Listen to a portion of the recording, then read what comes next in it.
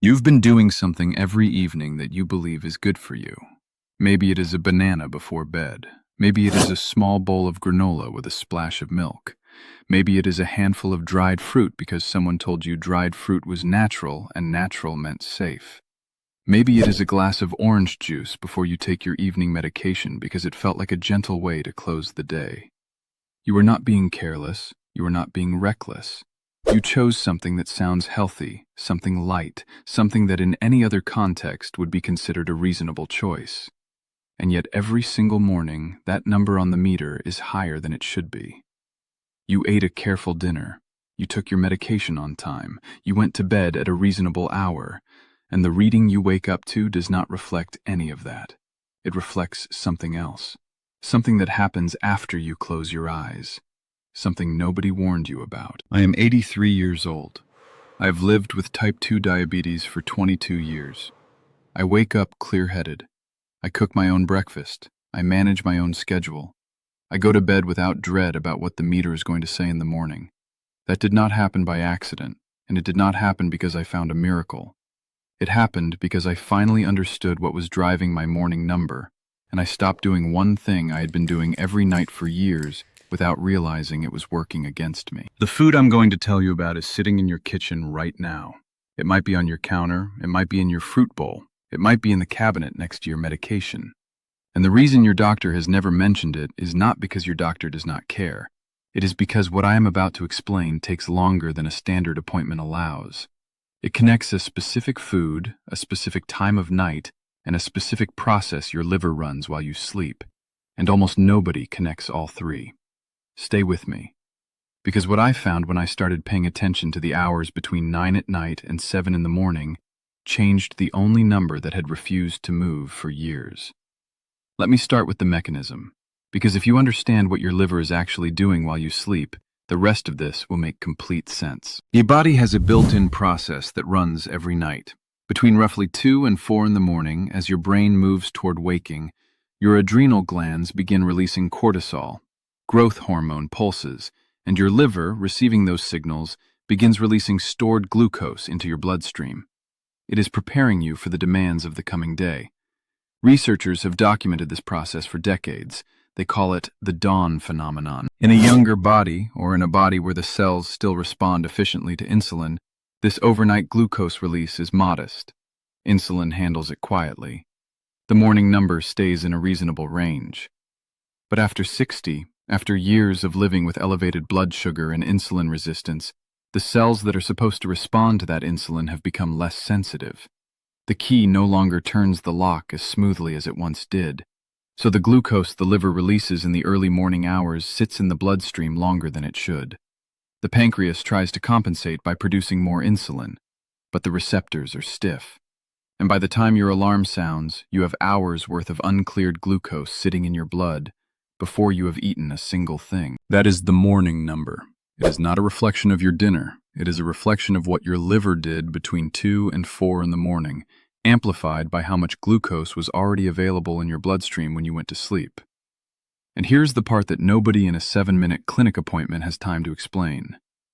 The more glucose that is present in your blood when you fall asleep, the more substrate your liver has to work with during that overnight release. Your liver does not produce glucose from nothing. It pulls from available sugars and converts stored glycogen. If your blood sugar at 10 o'clock at night is already elevated, even mildly, even from something that seemed small and harmless, your liver enters that 2 to 4 window with more material to burn. The morning number reflects not just the liver's activity during the night, but the conditions you went to sleep with, which means that a small food choice at 9 in the evening, something you did not even think of as part of your blood sugar management, can be the single factor that determines what your meter says 12 hours later. An old friend of mine, a physician who spent 30 years in metabolic medicine before he retired, put it this way. He said, "Most of my patients were monitoring what they ate. Almost none of them were thinking about what their blood was doing while they slept, and the two are directly connected." What you eat before bed is not just a digestion question. It is a blood chemistry question that does not resolve itself until morning. I carried that conversation with me for a long time before I finally made the change. Subscribe. This is the kind of thing nobody explains in a single appointment, and there is more coming. And drop your fasting number in the comments, just the number. You do everything right. You eat clean, you take your pills, and the next morning that number is still too high. I know that frustration. I lived it for years. They never tell you about the morning rise, your sugar climbing while you sleep, no matter what you did the day before. You wake up, you test, and it feels like the work didn't count, like you're stuck depending on more and more and getting nowhere. I was done feeling powerless. I didn't want to throw out my doctor's plan. I wanted something natural and simple I could add to it, something that finally moved that morning number.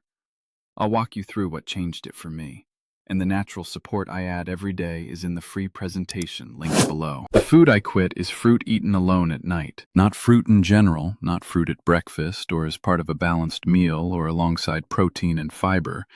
Fruit eaten alone, as a standalone evening snack in the hour or two before bed. Specifically the sweeter, riper varieties that most people reach for because they feel virtuous. A banana, a handful of grapes, a cup of mango, a small bowl of pineapple. Or worse, a glass of fruit juice, which removes the fiber entirely and delivers pure sugar to the bloodstream with no friction at all. Here's what makes this a trap specifically for people managing blood sugar after 60. Ripe fruit contains fructose and glucose in ratios that vary by type. But the key issue for fasting blood sugar is the speed of absorption when there is nothing else in the digestive tract to slow it down. Fiber slows glucose absorption. Protein slows gastric emptying. Fat slows the entire process. But when you eat fruit alone as a late snack, there is nothing moderating how quickly those sugars enter your blood. Research on glycemic response has consistently shown that the same food eaten in isolation produces a higher and faster glucose peak than when eaten as part of a mixed meal. A banana at breakfast alongside eggs, with fiber and protein slowing the process, behaves very differently than a banana eaten alone at 9 at night on an otherwise empty digestive system. And the timing makes it worse, because the sugars from that fruit are peaking in your bloodstream right at the window when your body is settling towards sleep and your muscle cells are going quiet. Muscles at rest use almost no glucose. There is no movement activating the transporters that pull sugar out of the blood independently. So that fruit sugar sits. Your blood glucose rises, you fall asleep with an elevated reading, and your liver, beginning its overnight work a few hours later, finds more substrate than it should. Studies tracking how overnight glucose levels connect to morning fasting readings have documented this clearly. The blood sugar you carry into sleep influences the blood sugar you wake up with. This is not a marginal effect. For people with insulin resistance, where the body's clearing mechanisms are already slower than they should be, an evening glucose elevation compounds through the night. And there's a second reason evening fruit is particularly problematic for older adults that most people have never heard. Researchers studying the long-term effects of elevated blood sugar have documented a process called glycation, the binding of glucose molecules to proteins throughout the body. It happens continuously. It happens faster when blood glucose is higher, and it happens most aggressively during the hours of lowest physical activity, when glucose is sitting in the blood longest without being burned by movement. The overnight window, when you are still and your blood sugar is elevated, is exactly when glycation does the most quiet damage to blood vessels, nerves, and organs. The fruit you ate at 9 is not just affecting tomorrow's reading, it is feeding a process that accumulates over years. I'm not telling you to be afraid of fruit. I'm telling you that fruit at the right time is a completely different event in your body than fruit at the wrong time. So what do you replace it with? The answer is something that does the opposite.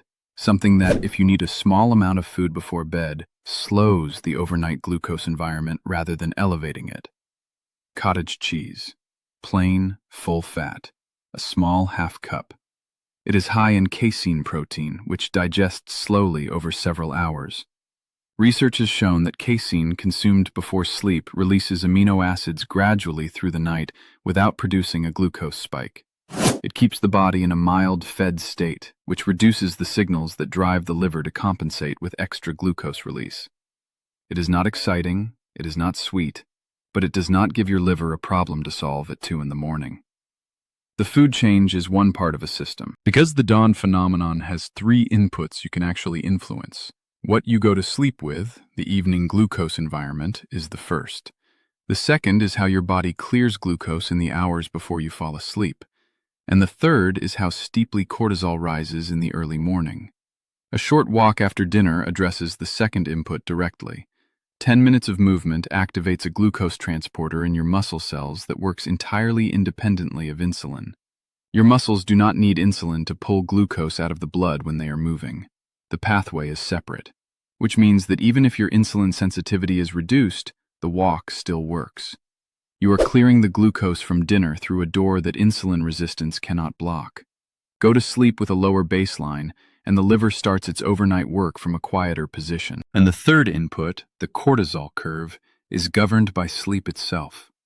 Research has documented that a single night of fragmented sleep, 4 or 5 hours instead of 7 or 8, is associated with a meaningful increase in insulin resistance the following day. Not chronic sleep deprivation, one night. Because when sleep is disrupted, cortisol rises earlier and larger than it should, which accelerates the liver's glucose dump before dawn. A bedroom temperature between 65 and 68 degrees supports deeper sleep by allowing your core temperature to drop as your brain needs it to. That one adjustment, a cooler room at night, affects your morning number by changing the cortisol curve that controls your liver's behavior in the dark. Remove the evening fruit. Replace it with a small amount of slow-digesting protein if you need something. Walk for 10 minutes after dinner. Sleep in a cooler room. These are not 4 separate interventions. They target 4 different points in the same overnight chain. The glucose you carry into sleep, the clearing of dinner's glucose before bed, and the depth of sleep that controls what your liver does at 3 in the morning. At 83, I walk to the post office on my own. I drive myself to my appointments. I sit down to dinner with the people I care about, and I enjoy the meal without cataloging every bite in fear. The number stopped being my first thought in the morning, not because I stopped caring. I still test, I still work with my doctor, I still pay attention, but because I found the part of the problem that was actually solvable, and I solved it. I think of a man named Gerald, 76 years old, retired electrician from Georgia. He had been watching his diet carefully for 9 years. He avoided bread, he avoided pasta, he avoided dessert entirely. His fasting numbers stayed stubbornly above 155 almost every morning. When I asked him to walk me through his evenings, he mentioned, almost as an aside, that he usually ate a banana or a few grapes around 9 o'clock because they were natural and he thought they were safe. He stopped. That was the only change he made for the first 2 weeks. Just stopped the evening fruit and replaced it with a half cup of cottage cheese if he felt like he needed something. By the end of the second week, his fasting readings had begun moving. Not dramatically, not in a straight line, but consistently lower than they had been in years.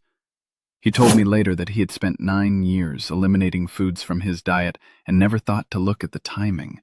The food he was eating felt so safe that it never occurred to him that it was the problem. Gerald is not a clinical study, but his pattern is one I have seen enough times to know it is not coincidence. The evening glucose environment matters, and the food that creates it is often the one that seemed too innocent to question. Before I point you to the next step, I want to say something directly. Everything in this video is meant to work alongside your doctor's care, not in place of it. If you are on medication, for blood sugar, for blood pressure, for anything, please do not change your protocol based on what you hear here. Talk to your physician, bring them your numbers. The habits I've described are designed to support what your treatment is already doing, not to replace it. Now I want to sit with something for a moment, and I want you to sit with it too. Think about how long this has been going on. The mornings you stood at the counter with that reading in front of you and could not explain it. The years of doing what you were told, the diet, the medication, the careful choices, and watching the fasting number refuse to move. The quiet exhaustion of trying everything you knew and feeling like your own body had stopped cooperating. You were not failing. You were missing one connection. Between a food you trusted, a time of night nobody flagged, and a process your liver was running while you slept. That connection was never explained to you because nobody in a brief appointment had the time to trace it from the evening snack to the 2 a.m. window to the morning reading. But now you have it.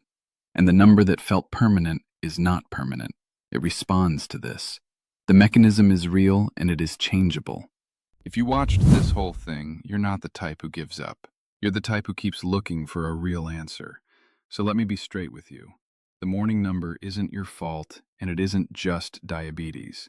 It's the dawn rise, and it responds to the right daily habits. The goal was never to quit your treatment. It was to support it naturally so you finally see that number move and feel in control again. Alongside the steps I showed you, I take a simple, natural support every day to help keep my blood sugar in a healthy range. Affordable, easy, and it works with my doctor's plan, not against it. The free presentation is in the description below. Go see it for yourself. And keep your doctor in the loop. This is support, not a replacement. Everything I have shared today is based on the physiological and nutritional research I have followed carefully over many years. It is not personal medical advice. Your body is different from mine. If you have kidney disease, liver disease, or any condition that affects how you metabolize food or medication, please speak with your doctor before making changes. The fruit at 9 o'clock. That is where to start. Tonight.